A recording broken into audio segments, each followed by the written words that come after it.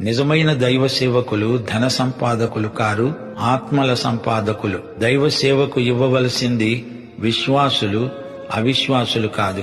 అవిశ్వాసులిచ్చే ద్రవ్యాన్ని దేవుడు అంగీకరించడు.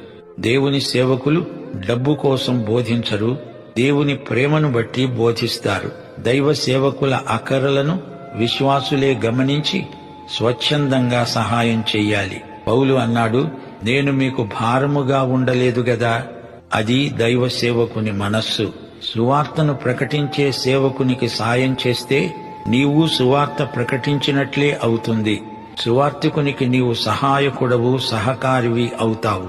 అతని ఫలములో నీకు పాలు ఉంది. పొలంలో పనిచేసే సువార్తికునికి క్రైస్తవ గృహస్థులు చేయగల సహాయం ఎంతైనా ఉంది. తాము వెళ్లలేరు గాని వెళ్లిన వారికి సాయం చేస్తే తాము వెళ్లినంత ఫలం.